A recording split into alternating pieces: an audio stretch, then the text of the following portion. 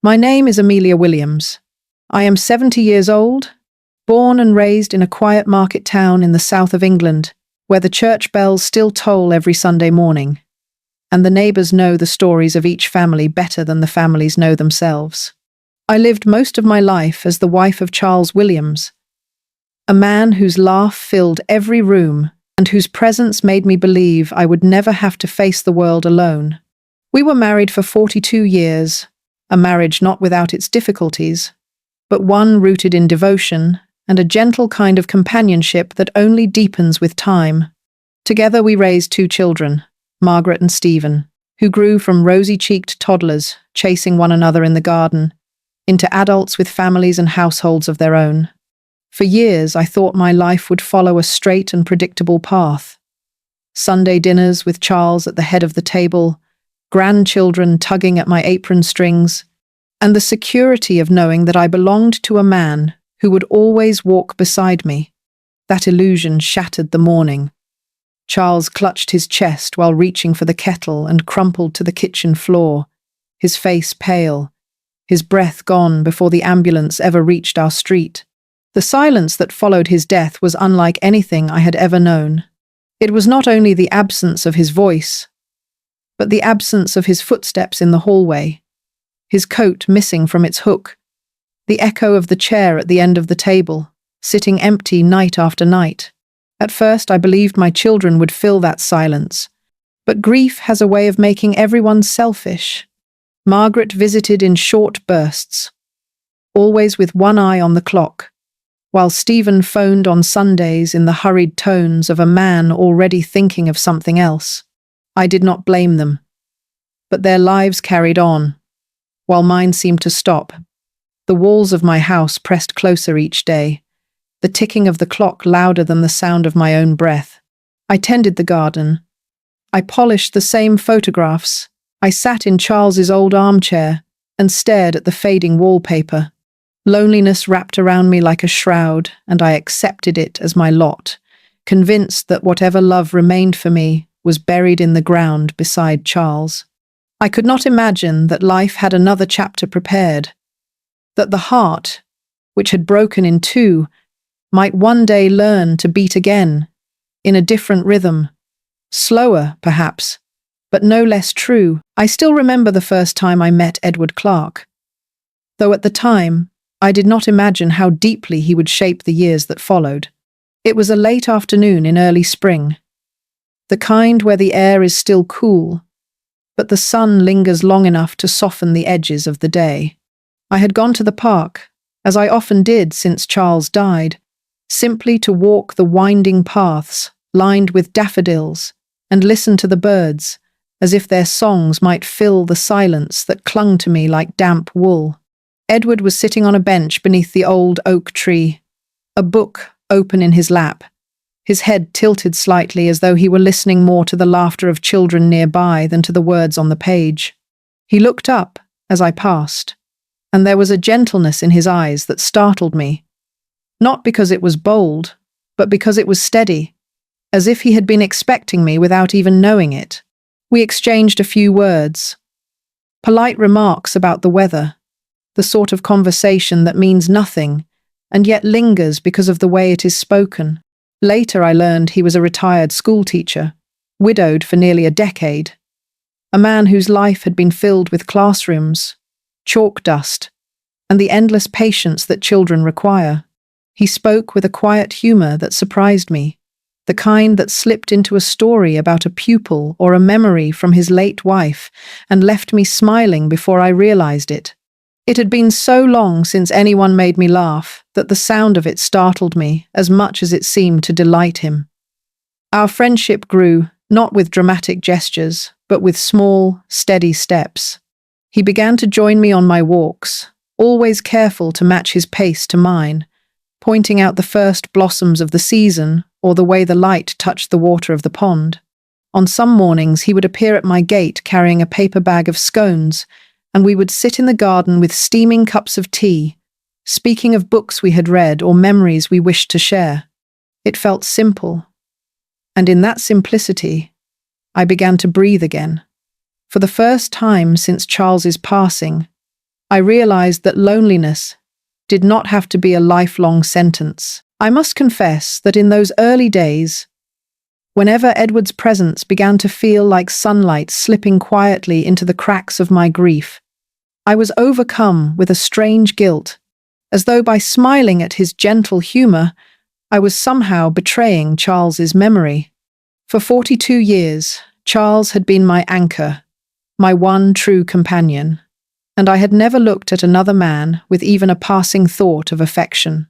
After he was gone, I believed the story of my heart had ended. The final page written, the book closed and placed back upon the shelf. Yet when Edward walked beside me in the park or lifted a teacup across my kitchen table, I felt the faint stirrings of life returning to me, not in a way that diminished the love I had shared with Charles, but in a way that reminded me that I was still here, still breathing, still capable of feeling something more than sorrow. At night, as I sat alone in the quiet of the house, I would hear my own conscience whispering accusations, telling me that I was being disloyal, that I was clinging to Edward's companionship because I was weak, because I could not face the weight of widowhood on my own. Yet, when those voices grew loudest, I would recall how Edward never once tried to step into Charles's shoes. He never asked me to forget my husband, never frowned when I spoke of him, never competed with the memory that still lingered in every corner of the home Charles and I had built together. Instead, Edward listened with a patience that felt almost sacred. He listened to stories I had told 100 times before, of holidays by the sea where the children built castles of sand, of Charles working late in his study with his glasses slipping down his nose, of the roses Charles planted beneath the window that still bloom faithfully each year. Edward's silence was not one of disinterest but of reverence, as if he understood that my past was not a burden to be hidden, but a treasure that still deserved to be held. It was in that listening, in that quiet respect, that I began to understand he was not trying to replace what I had lost. He was simply reminding me that the story was not finished, that the heart, however wounded, does not stop beating simply because it has been broken. It happened on an ordinary afternoon, the sort of day that drifts past without notice, when the rain tapped gently on the window panes and the scent of fresh tea rose from the cups between us. Edward and I had fallen into the habit of sharing these quiet hours, two old souls with stories etched into the lines of our faces, finding comfort in the simple rhythm of conversation. I spoke of Charles often, sometimes without realizing it, and Edward never flinched, never hurried me along, never gave the impression that my past was a nuisance to be endured. That day, I was telling him about the roses Charles had planted beneath the sitting-room window, how every spring their blossoms appeared like clockwork, loyal and unyielding, even when the rest of the garden struggled. I faltered for a moment, the weight of memory catching in my throat, and as I tried to steady myself, Edward reached across the small table and placed his hand gently over mine. It was not a bold gesture, not one meant to claim or demand, but rather a quiet offering, an anchor in the swell of emotion that had risen without warning. His hand was warm, his grip steady, and in that touch, something inside me broke open. For years I had built a barrier around myself, a wall of widowhood that declared to the world that I was done with love, done with tenderness, that my heart belonged to the past and the past alone. Yet with that single gesture, the wall cracked, light slipping through in thin beams that illuminated what I had tried to bury. I did not pull away.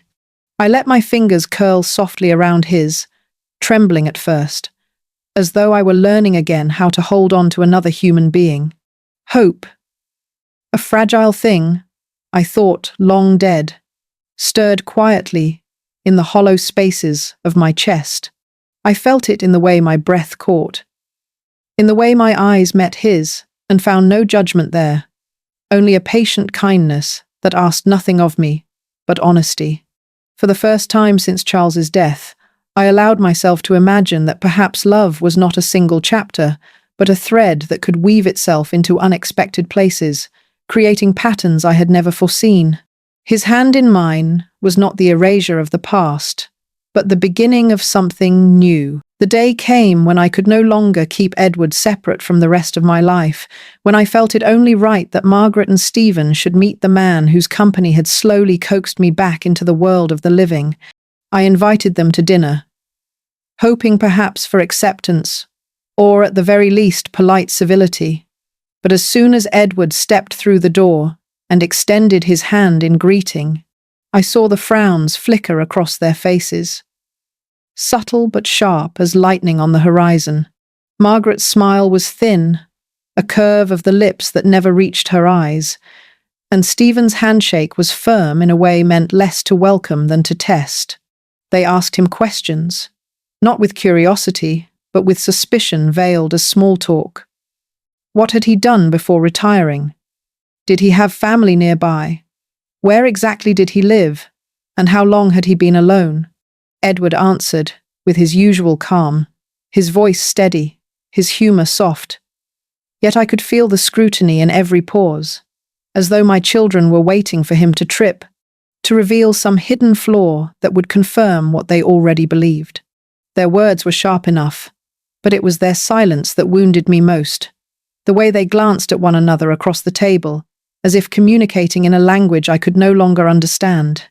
After the meal, Margaret lingered in the kitchen while I cleared the plates. She leaned close and whispered, "Mother, you are being foolish. He is only after what you have left."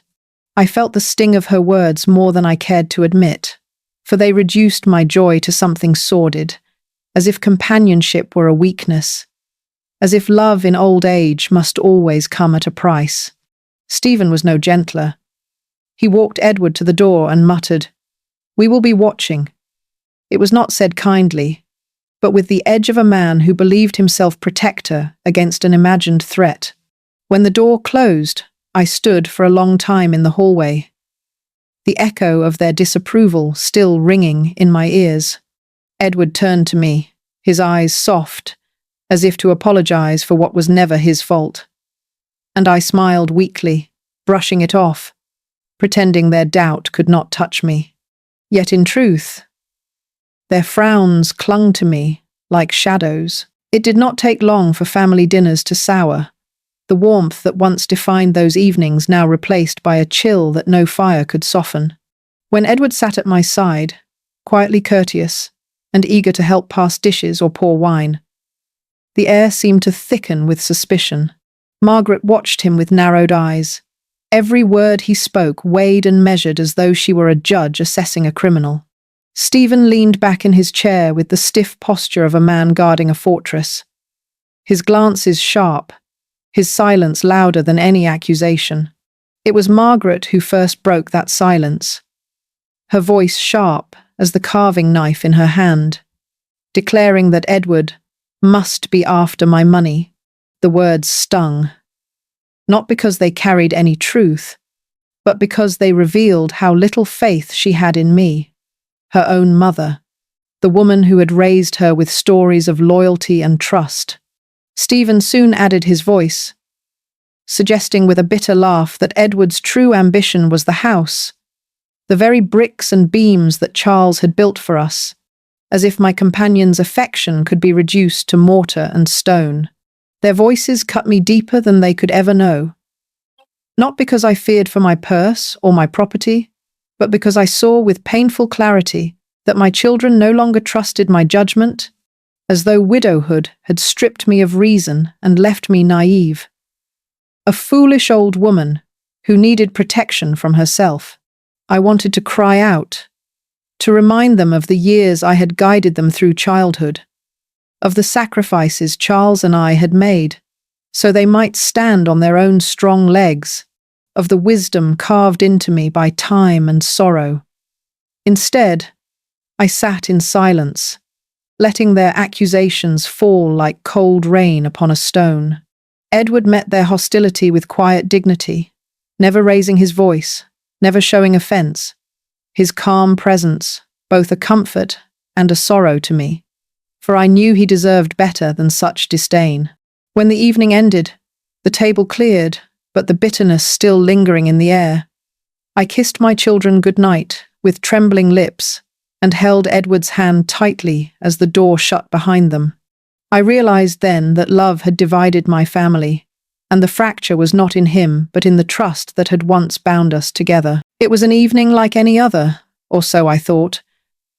The kind of evening where the lamps glowed softly in the sitting room, and the rain tapped against the window panes, as though keeping time with the quiet of our conversation. Edward had been reading aloud from a book he had brought, his voice low and even, filling the room with a peace I had not felt since before Charles's passing. When he paused, closing the book gently, I saw something shift in his eyes, a steadiness that seemed to deepen, and in that silence he spoke words that will never leave me. "Amelia, let us face whatever days remain together." There was no elaborate speech, no grand display, only the calm sincerity of a man who had weathered his own share of loss and who wished simply to walk beside me for however many years we had left. My heart, which had been broken once and stitched together with the fragile thread of survival, trembled at his request. For a moment I thought of Charles, of the life we had shared, and I felt again that pang of guilt, as though by saying yes to Edward, I was erasing all that had come before. Yet, in the next breath, I understood that love is not a betrayal when it springs from the well of truth. Love after grief is not theft, but defiance, a refusal to let sorrow dictate the rest of one's days. I told him yes, my voice steady though my hands shook as he took them in his. There was no ring in that moment, only the clasp of fingers, the meeting of eyes, and the unspoken promise that whatever storms lay ahead, we would endure them together. I knew well enough the storm my children would raise when they heard the news, the harsh words and bitter accusations already echoing in my mind, but none of it mattered in that instant. For the first time in years, I felt not only alive but chosen, not only surviving but wanted. That evening will forever stand in my memory as a turning point, when the shadows of widowhood gave way to the fragile but unyielding light of a new beginning, when I realized that even broken hearts can find the courage to love again. The morning of my wedding dawned with a pale sun breaking through thin clouds, a hesitant light that mirrored the mixture of joy and sorrow stirring within me. I dressed in a simple cream suit, chosen not to dazzle, but to reflect the quiet dignity of a woman who had already walked many seasons of life and was choosing, with open eyes, to walk a few more beside someone new. Friends gathered in the small church, their faces warm with smiles, their voices hushed with affection, and yet I could not help but notice the empty spaces where my children should have been. Margaret and Stephen had both written to me, their letters sharp with disdain, declaring they could not witness what they considered betrayal, as though loving again were some crime against their father's memory.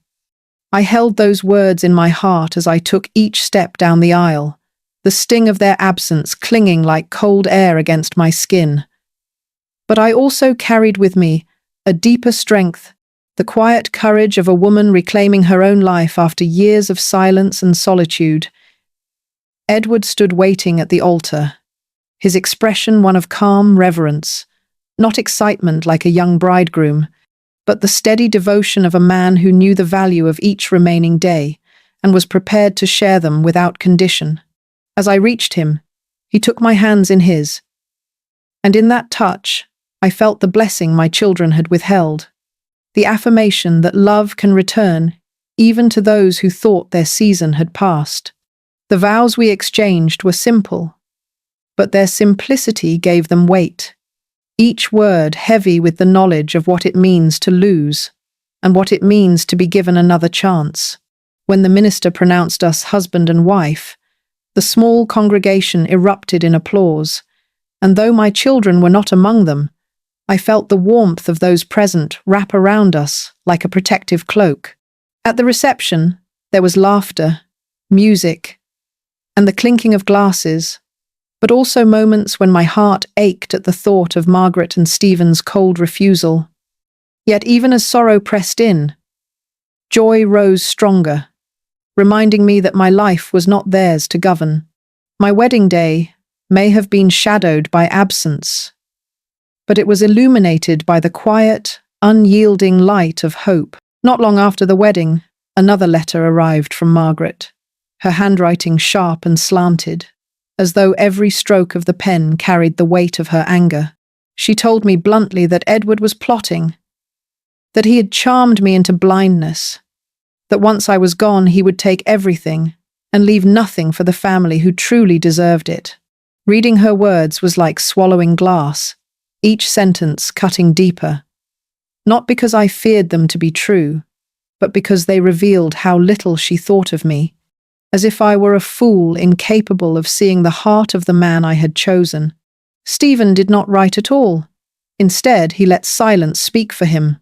Silence so heavy it filled the spaces between days, turning holidays and Sundays into hollow echoes of what they had once been. Their absence weighed on me more than I let them know. Though at night, when I sat in the quiet of the house, I often found tears slipping down my face unbidden, the ache of being abandoned by the very children I had carried, nurtured, and protected. Edward noticed. Of course he did, for he had the kind of eyes that caught even the smallest tremor, the kind of patience that waited until I could no longer hide what I felt. One evening, as the kettle whistled softly in the background, he sat beside me, his hand warm against mine, and said in the gentlest tone, "If loving me costs you your children, Amelia, I will leave." His words were steady, but I heard the tremor beneath them, the quiet sorrow of a man willing to sacrifice his own happiness for mine. In that moment, something in me rose up fierce and unyielding, the knowledge that I had already lost too much, that widowhood had taken Charles, and time had stolen the laughter of youth, and I would not let fear or suspicion steal the one thing that had been given back to me so unexpectedly.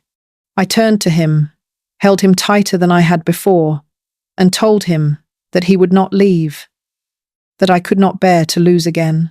My children had made their choice, harsh and cruel though it was, but I still had a choice too, and mine was to cling to love, however fragile, however costly, because to do otherwise would be to let grief win forever. Time has a way of slipping quietly through one's fingers, and before I realized it, the seasons had turned, and with them, so had my body, growing slower, weaker, more fragile than I cared to admit. What once had been brisk walks to the park with Edward became shorter strolls to the garden gate, and soon even those gave way to afternoons spent in the sitting room where the fire's warmth reached me better than the sun could. My health began to decline in small ways at first.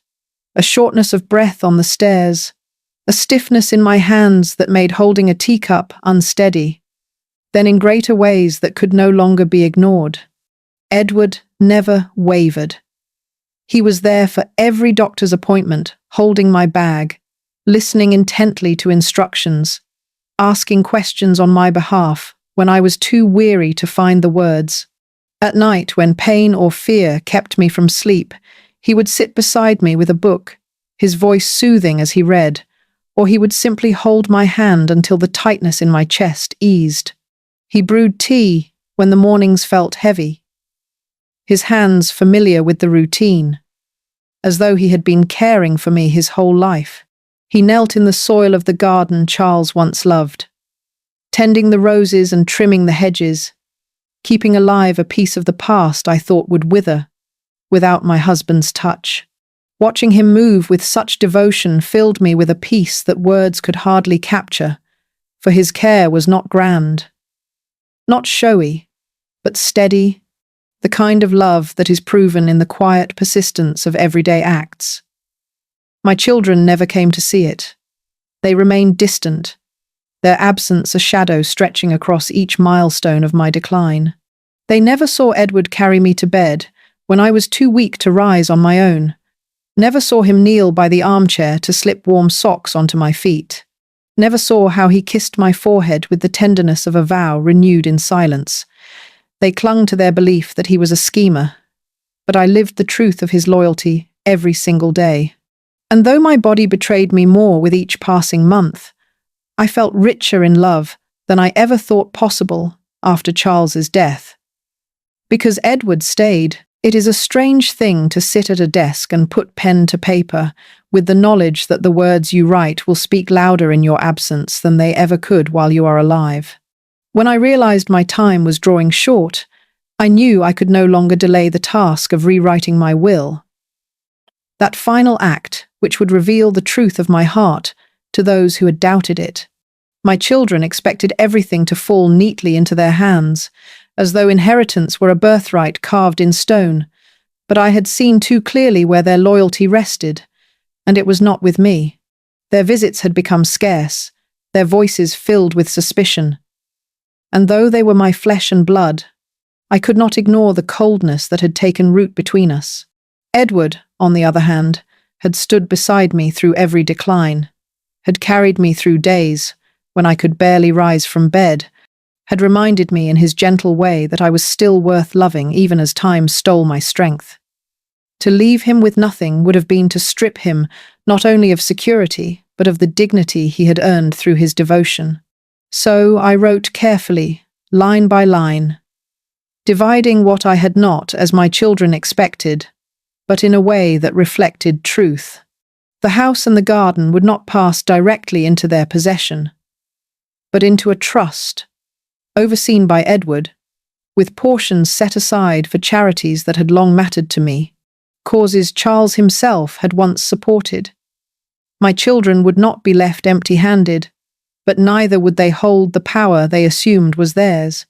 What I gave Edward was not wealth, for what is money to a man who has lived a full life of books and quiet reflection, but a measure of dignity, a recognition that love is proved not by years, but by sacrifice. I sealed the document with a calm hand, knowing the storm it would unleash, yet at peace with the knowledge that my final words would defend him when I no longer could. It was not revenge, nor punishment, but truth written in black ink. The truth of who stood beside me when it mattered most. In that truth I found a strange kind of freedom, as if my voice would live on, steady and unashamed, even after my breath was gone. In the quiet of my final days, when the body grew too frail to carry me beyond the threshold of my own home, I found a strange and steady peace in the presence of Edward, whose devotion never wavered even as the hours blurred into one another. He was there when I woke in the pale light of morning, his hand already holding mine, as though he feared I might slip away unnoticed. And he was there in the dark of night, reading softly from the worn books that had become our companions, when words of our own were no longer enough. My children did not come, though I waited for them, half hoping that grief might soften their hearts. But the days passed without the sound of their footsteps, their absence louder than any quarrel could have been. It hurt, of course it did, but the pain was dulled by the steady balm of Edward's care, by the way he tucked the blankets around me, by the way he brewed tea I was too weak to drink, but whose fragrance comforted me nonetheless.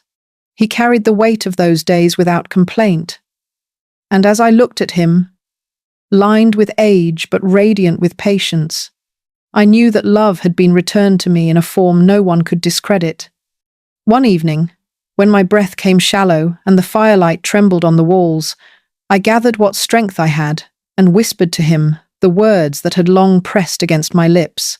"When the time comes," I told him, "the truth will defend you better than my voice ever could."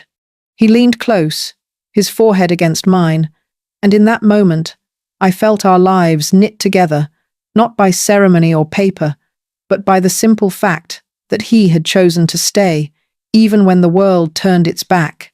I wanted him to know that though my children might hurl their accusations, though they might brand him with names unworthy of his heart, the truth of his loyalty, his kindness, His unwavering presence would speak louder than their bitterness.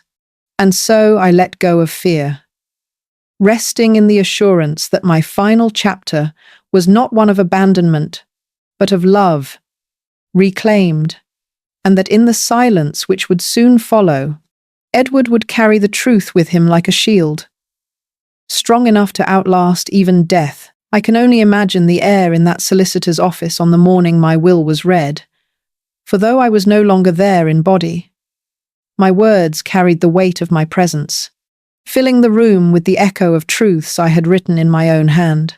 Margaret and Stephen arrived first, their expressions set with a confidence I knew well, certain that at last they would see Edward stripped bare, exposed as the fortune hunter they believed him to be. I can almost hear the scrape of their chairs against the polished floor, the rustle of papers as they leaned forward with impatience, their hearts already rehearsing the victory they thought awaited them. Edward would have sat quietly, his hands folded, his face calm, though I know beneath that stillness there would have been the ache of dread, the anticipation of being slandered once more by those who refused to see the truth of him. Then the solicitor began to read, his voice steady, carrying each word I had chosen with deliberate care. Gratitude for Edward's kindness, written plainly and without hesitation, so that even my children could not twist it into something else. Recognition of his devotion, the countless hours he had spent at my side, his loyalty that asked for nothing in return yet gave everything I needed. Provision that protected him, not with extravagant riches but with enough dignity to stand tall in a world that might have sought to humiliate him. As those words settled into the air, I imagine the silence must have been heavy, broken only by the shifting of Margaret in her seat, by the sharp exhale of Stephen, as the realization crept in that their certainty had been misplaced. What they expected was condemnation. What they received was testimony, my testimony, and it stood like a shield between Edward and their scorn. I left them tokens, yes, for I could not strip them of all claim. But I made clear in that moment that love had rewritten the order of things, that it was not greed which bound Edward to me but faithfulness. My children may have heard disappointment in those words, but Edward would have heard my voice still speaking for him, still defending him, even when breath had left me, and in that knowledge I pray he found the strength to endure their wounded pride. I can see it even now. Though I was no longer in the room, the way Margaret's cheeks must have flushed with indignation, and Stephen's jaw clenched as the solicitor's words unfolded like a verdict, neither of them had prepared their hearts to hear. They had entered that office with certainty, with the belief that justice, as they defined it, would finally be served, that Edward would be revealed as the schemer they painted him to be, and that every brick of the home their father and I had built together would pass neatly into their hands. But instead they listened in stunned silence as my will declared that the bulk of my estate was not theirs to claim, but placed in a trust devoted to the community charities that had long mattered to me, the same causes Charles and I had once supported when our hearts were younger and our faith in giving stronger. Edward was named steward of that trust, not for wealth or vanity, but because he had proven himself faithful in ways no paper could capture, tending not only to my garden and my health, but to the very dignity that time and grief had threatened to strip from me. The solicitor read on, noting the modest tokens I had left to Margaret and Stephen, keepsakes meant to remind them that though they were my children, love could not be commanded by entitlement, nor respect by blood alone. I imagine Margaret shifted uncomfortably in her seat, unable to reconcile the picture of Edward she had clung to with the man my words revealed, a man defined not by greed, but by devotion. Stephen perhaps turned cold, his silence sharper than any protest, because silence is often the last refuge when truth strikes too hard. The undeniable fact was laid before them. The so-called gold digger they scorned had been the truest companion of my final years, the one who remained when others drifted away. the one whose hands bore the marks of care no inheritance could repay. And though I was gone, my voice still spoke through those lines of ink, stripping away their accusations and leaving only what could not be denied: that love in its purest form had chosen Edward, and in choosing him, I had chosen peace. If there is a way for a voice to travel beyond the grave, then let mine carry on, steady and unashamed, so that my children might hear not only the echo of their mother's love, but also the truth they tried so hard to silence. I was a widow who dared to love again, a woman who refused to let grief define the sum of her days. And though Margaret and Stephen judged me harshly, blinded by suspicion and pride, I do not resent them, for resentment is a chain, and I have no wish to bind myself in bitterness. They saw only the shadow of their own fears, unable to believe that love could arrive twice in a lifetime, that the heart could mend after being torn open by loss. They misjudged Edward, painting him as a thief in waiting, when, in truth, he proved more faithful than anyone could have imagined. His loyalty carrying me through the final frailty of my years with a devotion that money could neither buy nor counterfeit. He brewed tea when my hands were too weak, read aloud when my voice faltered, and carried the weight of absence left by my children without complaint.